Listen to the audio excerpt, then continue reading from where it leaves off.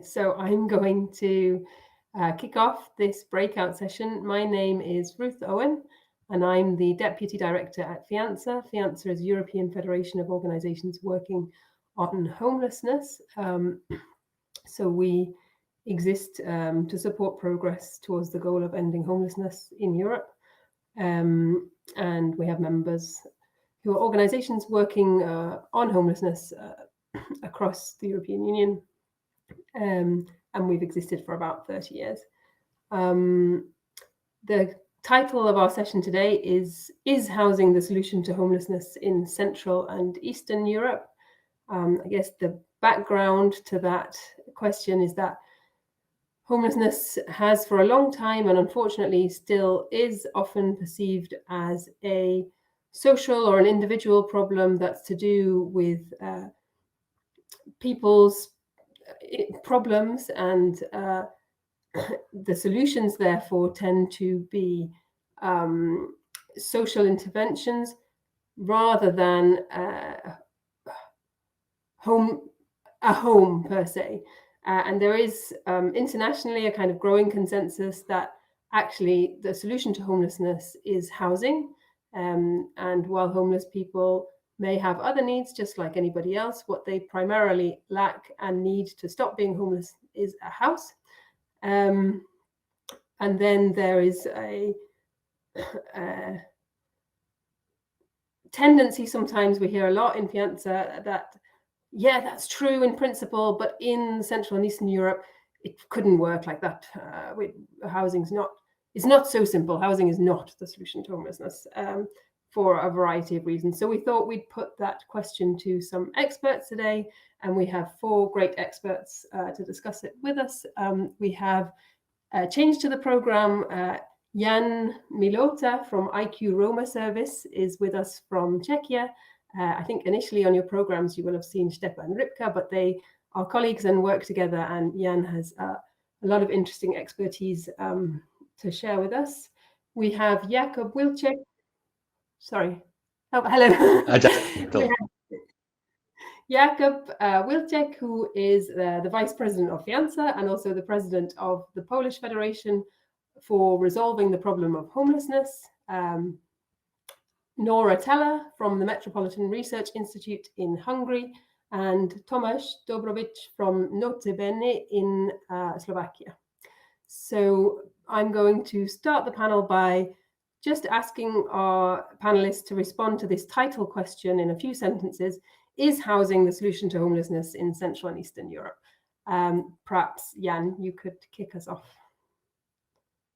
Thank you very much. I'll try my best to stand up for Stepan, who's unluckily cannot be here. Actually, I have some basic numbers, but to reply the question for the first is I hope so. And we see a lot of projects in Czech Republic which are really hopeful for us. So the response is yes, it could be, but there are different kind of questions we have to solve before. So basic numbers in Czech Republic is that there are 35 to 62,000 households in housing need in Czech Republic, according to the 2021 report we issued like a couple months ago. The biggest number is in low standard units, and the second biggest is living in hostels. Hostels are an issue in Czech Republic, definitely very much. And in these households are 20 to 51,000 children under 18. What is the most biggest issue right now is that the number of people above 65 in housing need are rising rapidly, and we have to do something with this. And what we do with these numbers, or what makes us ending homelessness a challenge, we see that ending homelessness in Czech Republic or in Eastern Europe is a very complex issue, and if we are failing to address more pressing and easier matters like COVID crisis or whatever, how do we expect to end homelessness right now in a couple of years? We see also political and social discourse that blames the poor, which is the biggest issue for us. Okay, you want to ask me something specific? No, I was just wondering, I think that's very interesting, and it's getting us a bit more into the detail about what the current situation and what some of the challenges in the Czech Republic are. But it sounded like you do think that it's possible to end homelessness, that housing is the solution, but you're definitely not there yet. And I wonder, just before we dig into more detail, maybe our other panelists could share their definitely on this question. Thanks. No problem. Thank you. Nora, perhaps you could come in.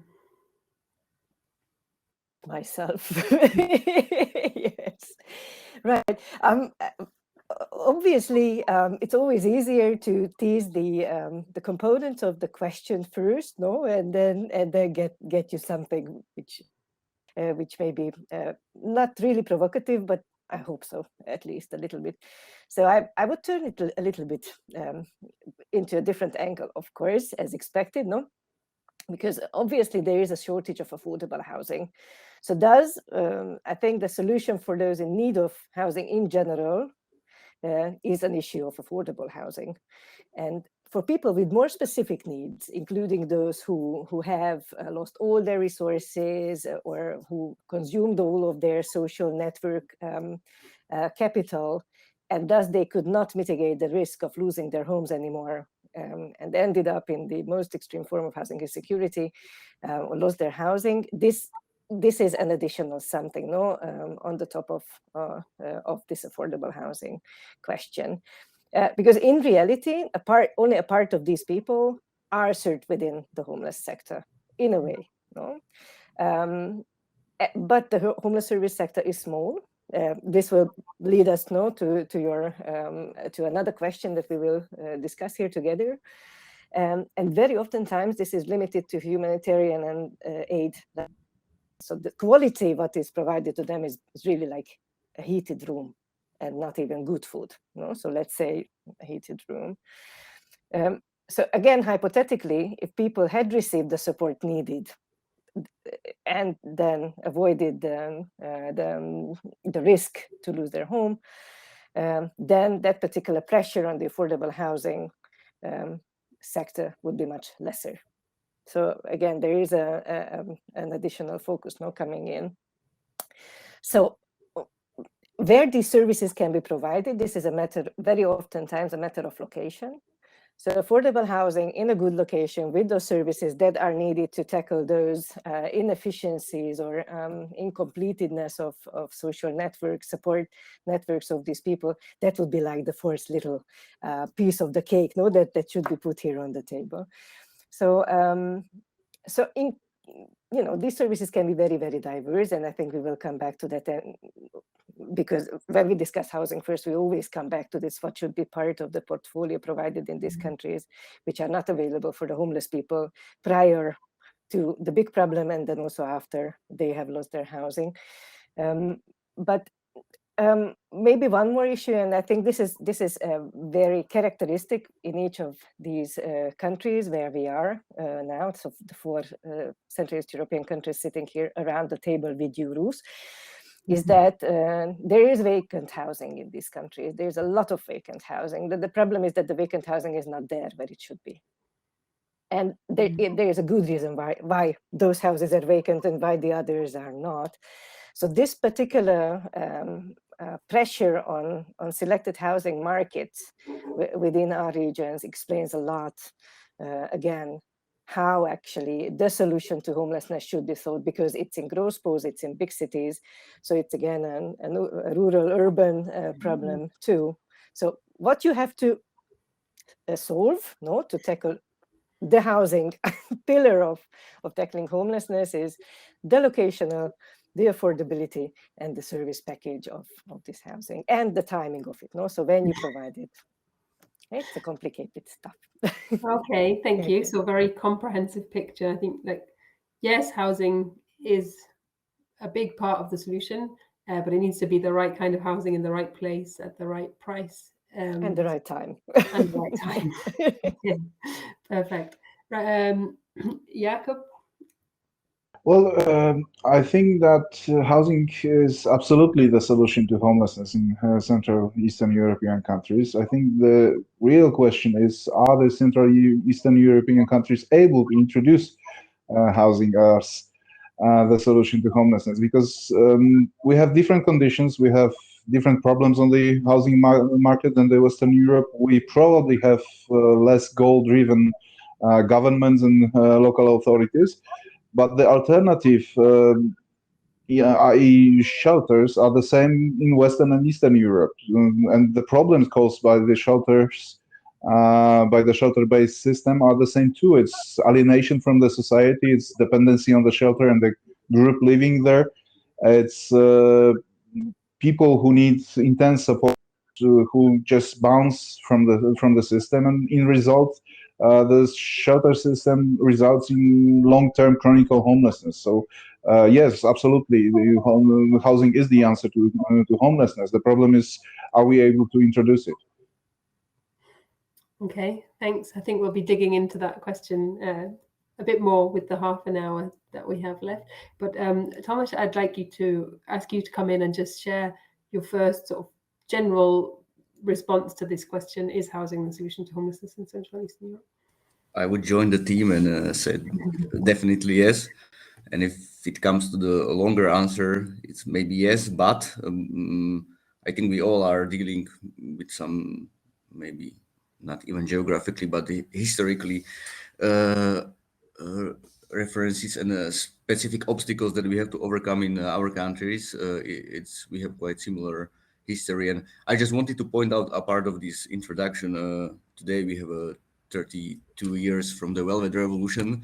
Jan knows as well, and which brought us great things after the society changed, and but also there were in 90s it was first people lacking their homes started to appear, also coming with that. And I just wanted to maybe point out few specific obstacles that are specific to us, that already in the 90s, early 90s, I think the situation that we have to deal with now, the source is somewhere there in early 90s when the public rental flats were sold to the long-term tenants with a discounted price, which I can't say it was good or bad, but the amount was massive. So, and we still have to live with that by today, that there is like a huge amount of houses that are lacking, especially the publicly owned ones. Yeah, maybe there is some other specific things like the mindset of society that still feels like the housing is something that has to be deserved, not as a human right or a right for housing, which I have to little bit underline that Slovakia didn't ratify the Article 31 of European revised charter that refers to the housing as a right. Also here feels like it's more taken. Also the state is pushing the strategy that is stating as your own personal individual responsibility and your own failure, which is also something that we would like to change in a long-term base. Of course, we know the numbers and the lackage of the building and development of the housing, especially those for the lower income groups, and maybe on a. I have a lot of numbers here, so I wanted to just point out some, but we also know that we have a lot of young adults. We have one of the worst numbers in Europe that they leave their parents after they're 30 because of the same thing, that the lackage of the housing, then the mortgage burden, the yearly growth, it's massive, and the fact that 91% of people own the house with the help of the mortgage, of course, and are in debt. It's weird, like comparing to the general EU average, where people are renting, and it's normal because there are flats to be rented also from the state and not only from the private owners. Maybe I will, etc., etc. I have a lot of these small little obstacles here, but maybe we can come to that later. So come back to some of them, but thank you. That was a very rich introduction, and it's interesting for me. It's maybe something we can come back to in the conclusions, but I think a lot of the, obviously some of the challenges and particularly the history is unique to countries in the region, but then many things are common challenges across Europe as well. And think in terms of housing perceived as an individual responsibility rather than a right, and the relative scarcity of social housing is not actually a problem unique to the region. It's a reality that the countries, even in Western Europe, that have a sizable social housing stock are quite few and far between on a Europe-wide level. So that's just a reflection that maybe we can come back to at the end.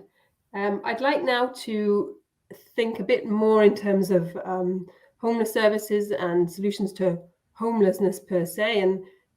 And you're all very familiar with the homeless sector, but for anyone who's joining us who isn't, it's maybe useful for me to say that the kind of gold standard solution to homelessness is increasingly recognized that it's to provide people quickly with housing, and if they have any other needs for health or social support, to provide that to them in a kind of personalized and individual way once they're in housing, rather than to make housing the kind of end goal of a reintegration process.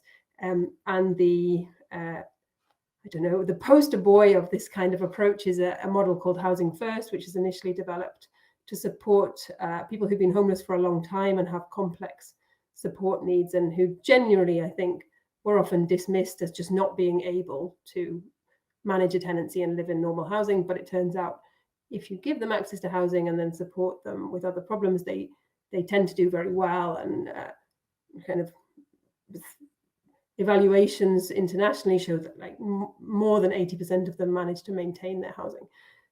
So that leads us to the question of what is the state of play with Housing First and housing-led solutions to homelessness in your country? And perhaps you can touch on some of the successes and some of the biggest barriers in answering that question. And maybe I will go back to Jan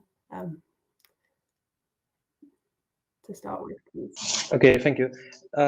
We started in 2015 with the first Housing First pilot in Brno for 50 families. We had also an RCT trial there. So we found out the numbers you have just mentioned, that after 1 year there were 48 of them able to keep the tenancies and prolong the lease because they were paying the rent and they had no issues with their neighbors.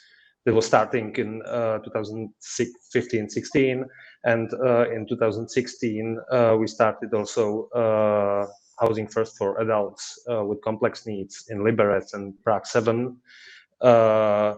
From 2019, we started a 13 EU-funded projects from dedicated ESF call with 230 households all around the Czech Republic, in bigger cities, but also in tiny cities like Jesení, which is like 10,000 people.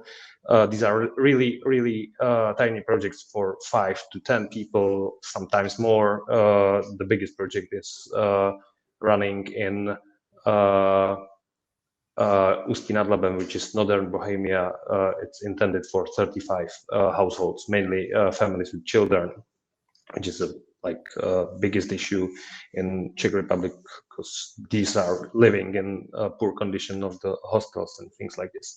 But we have also some proper Housing First for people, like single people with complex needs, with addictions and psychiatric issues, which is mainly the showcase could be in Pilsen, which is running these projects for 2 years, and they have already 15 people who moved in. And we expect from 2022 an ESF call with allocation of 35 million euros, which would be like very big boost to Housing First in Czech Republic. And what we learned from this Housing First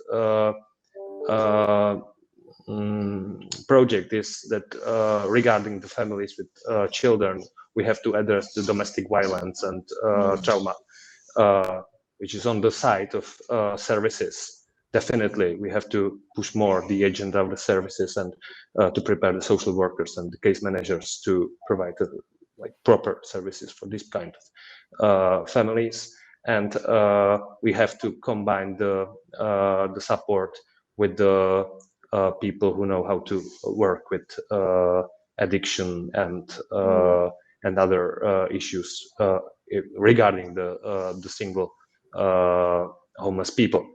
So we have like a very growing number of flats, like of units in Housing First programs, not only the municipal owned, like the social housing sector, but also in the private sector, which is like kind of nice thing. We didn't expect to have these numbers in private sector, and what we challenge right now is that we need some other units for these people who moved in but could not be there anymore because of neighborhood issues and things like this. So we have to provide more free units for the projects that the people can move if they cannot stay in the first unit. We have to provide second or third chances for these people, because they are doing really well in the flats. The support is quite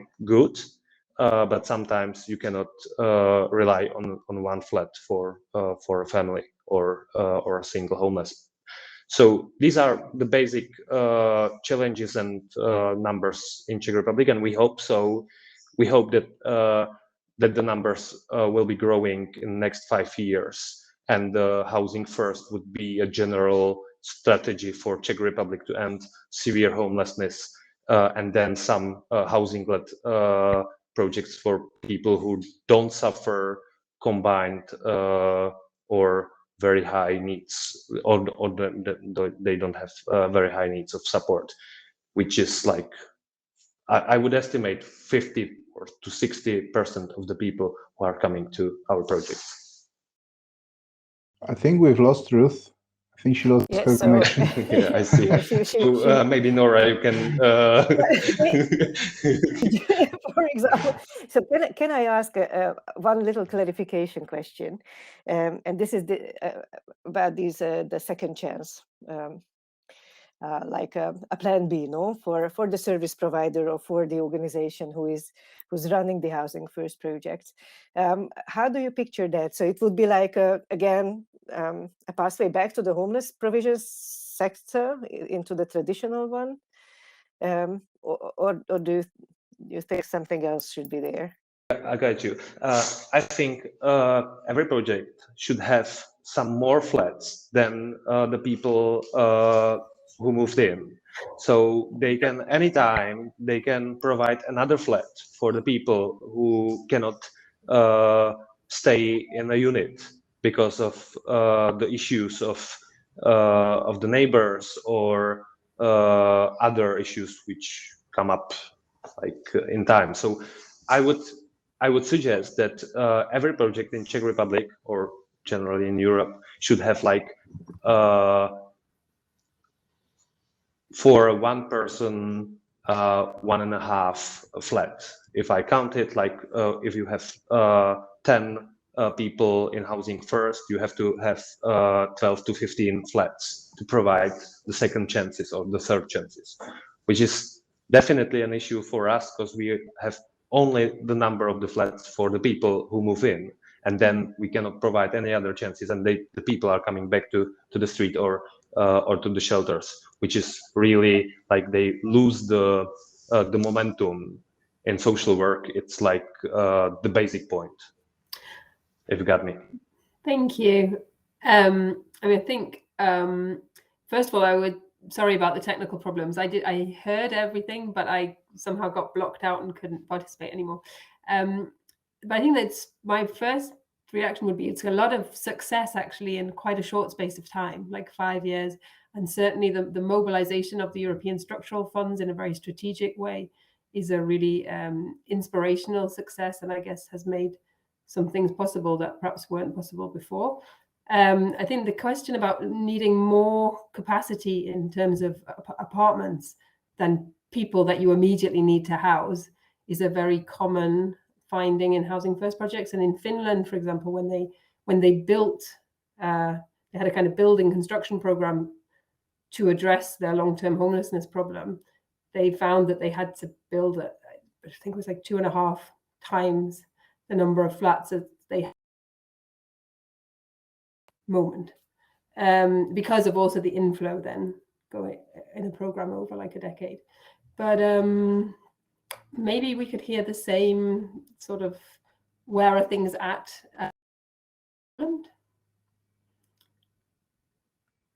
Poland? Yeah. Okay, thank you. I just didn't hear that word.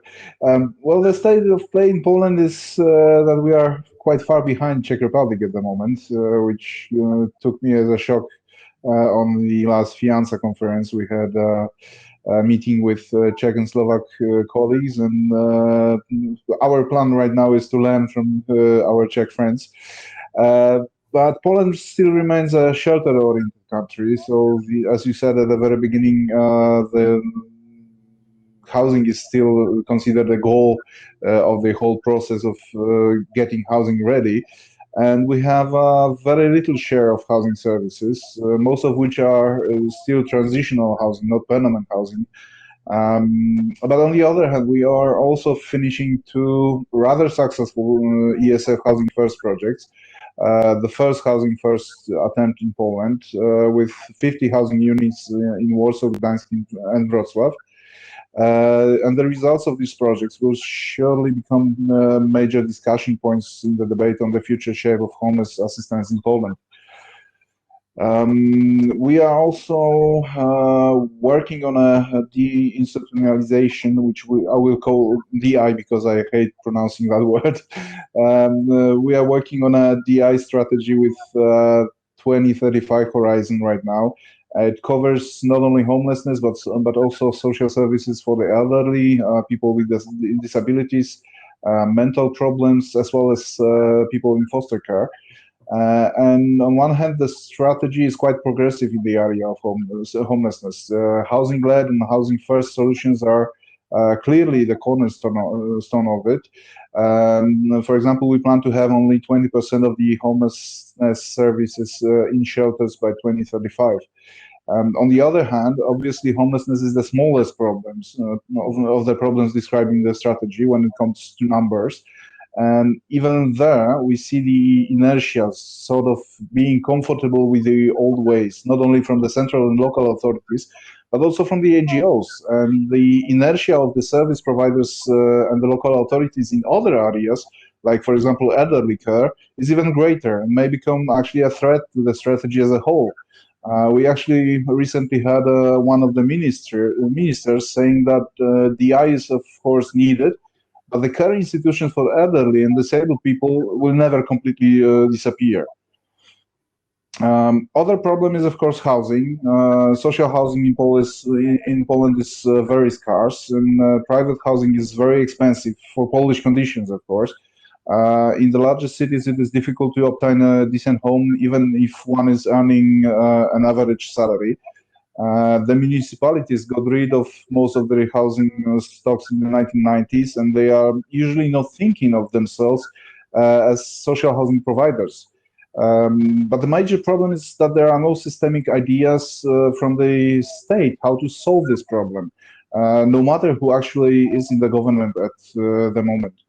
That, of course, is another great threat to the DI process here. And thirdly, the stigma of homelessness is huge in Poland due to the nature of Polish housing market, also due to austerity propaganda we've been hearing from our government since 1989. And as a society, we believe in this rags to riches fairy tale, and thus using any kind of public support in your life is generally frowned upon or ridiculed. Unless, of course, you're a very large corporation in need of bailout. That's a different story then. So the public acceptance for housing solution for homeless people may be very low in Poland, and that may affect the political decisions, actually. This is one of our major concerns here. That's where we actually need to play the human rights card. And luckily, we've been able to incorporate social communications into the strategy. Hopefully, we'll be able to impact the society with that and obtain a long-lasting change. That's my hope. Okay, thank you very much. Thomas, maybe I can bring you in. I'll join Jakub with this because Czech Republic is our really big inspiration, like towards the amount of flats and the amount of housing first projects.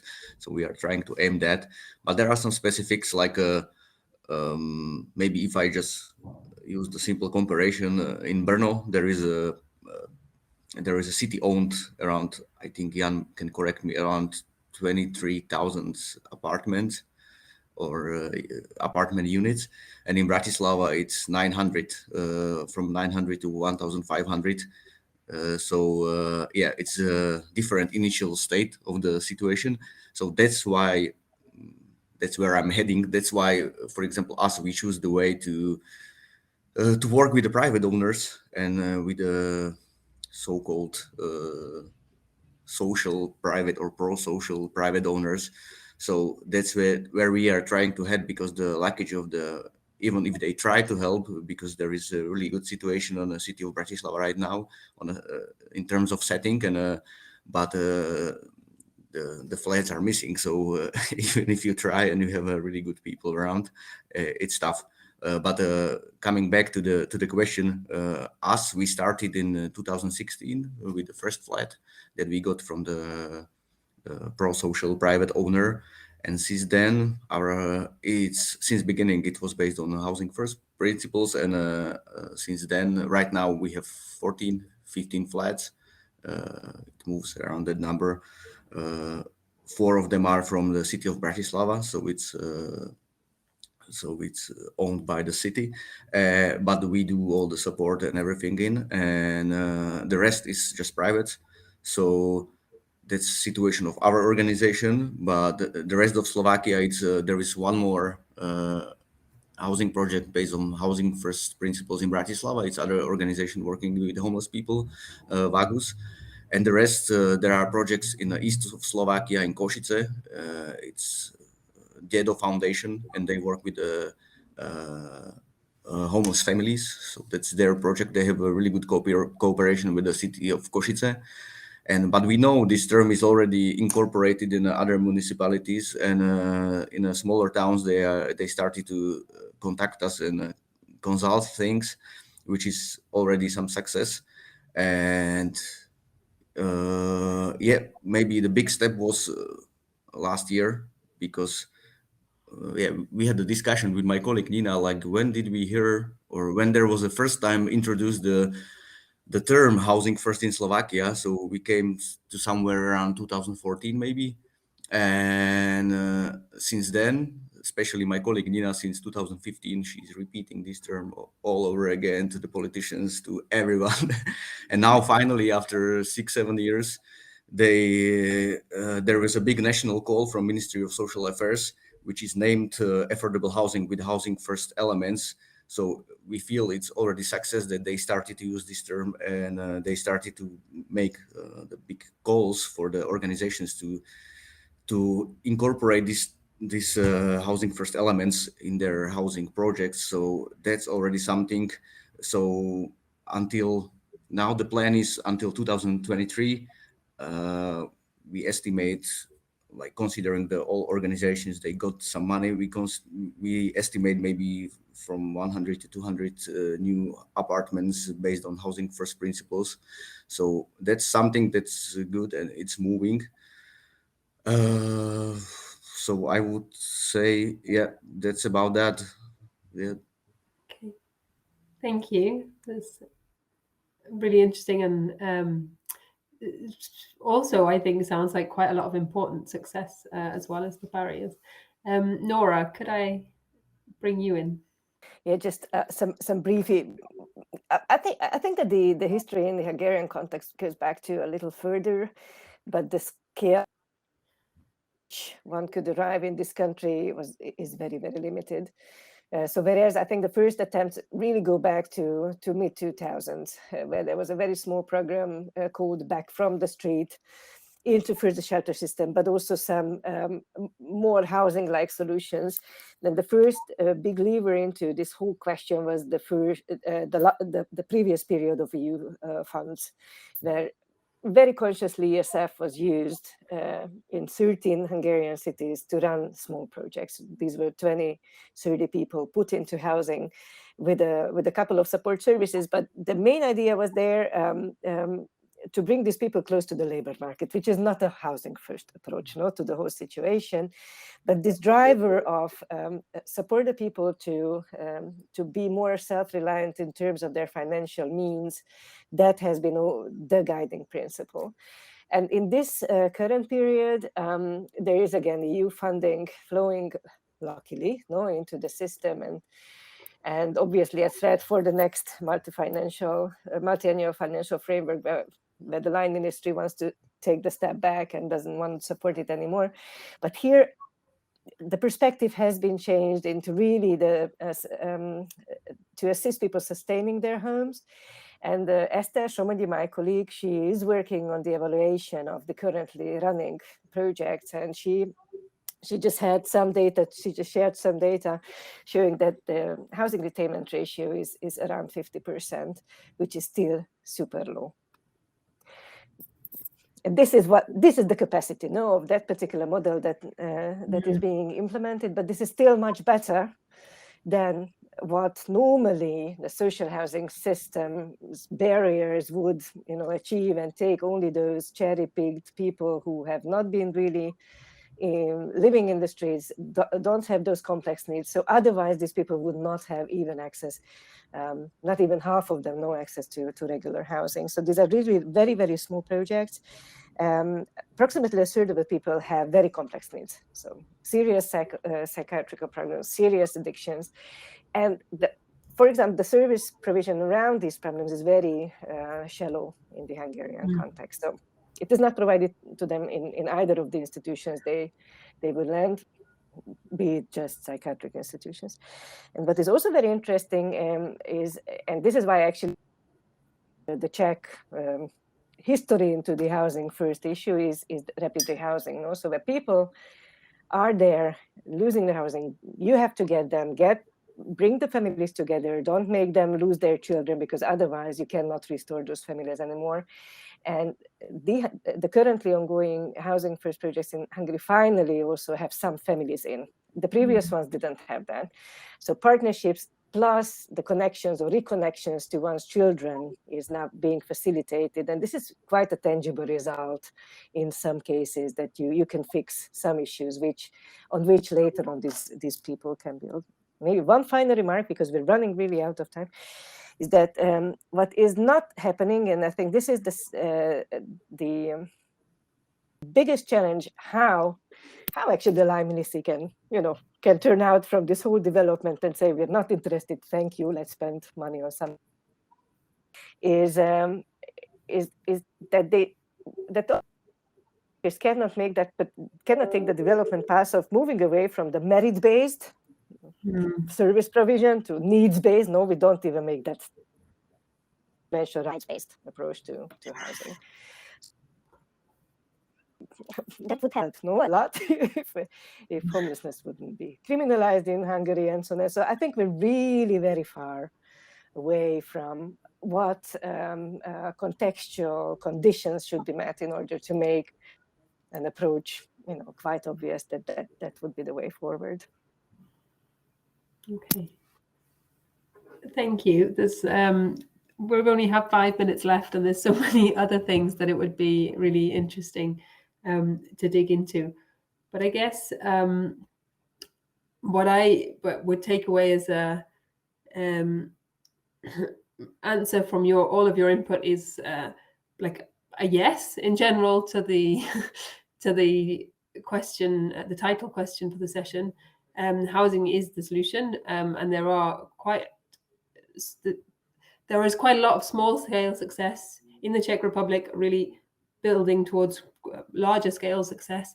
But there are a number of structural challenges, and then a number which are common, and then some which are maybe more specific to different contexts. I think one of the arguments that's often made for housing first in Western Europe is in countries like Denmark, where the shelter system has become so sophisticated that it's really significant cost to the state, and it doesn't give very good outcomes.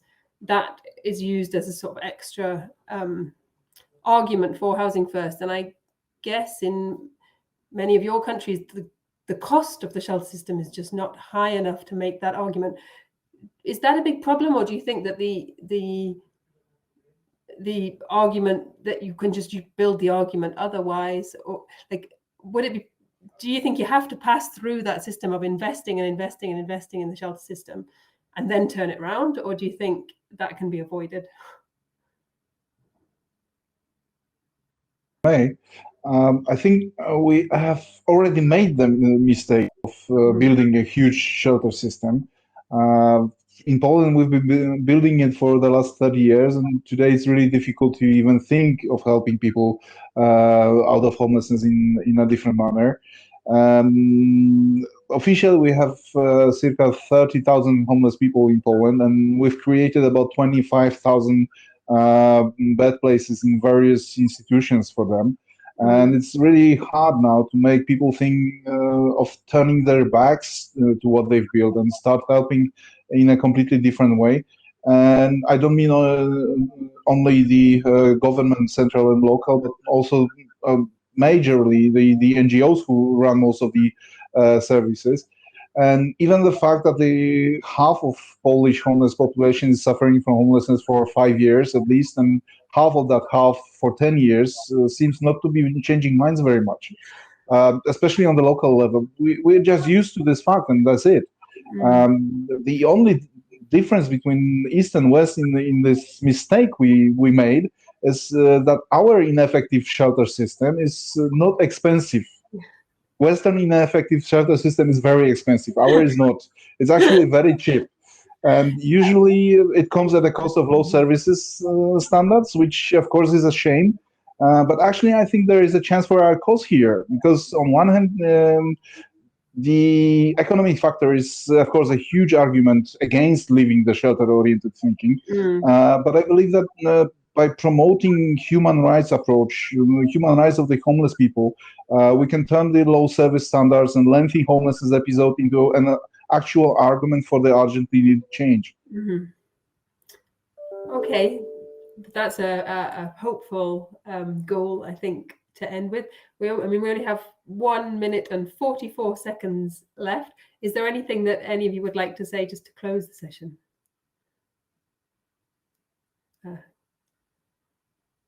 No, but I think I just refer to the last question. Like the Czech shelter and asylum houses system is really expensive. We know that one bed and profitable. And the point is that we have to also work with the providers to change the system, not only the government and the administration, because the shift in the providers, like in the mind shift of the providers, should be like we know how can we transfer the people from the asylum houses to proper housing, which is still not happening here, and we cannot reduce the funding for the asylum houses and shelters before we have enough space, like places in snow. Okay, understood. I think we have to stop there, but I mean, my takeaway is that many of these challenges are common throughout the European Union. They take the fundamental starting point that homelessness can only be solved by providing people with decent and affordable housing. Seems to be the right goal everywhere, although the ways to get there might be different. And thank you very, very much for your contributions. It's been a real pleasure. I think we have to end the session. I'm not sure if I click on this big red button, but Thank you so much. Thank you, Ruth. Thank you very much. Thank you very all. much. Thank you. Bye. Bye, everyone. Okay. Take care. Bye bye. Bye bye. Bye.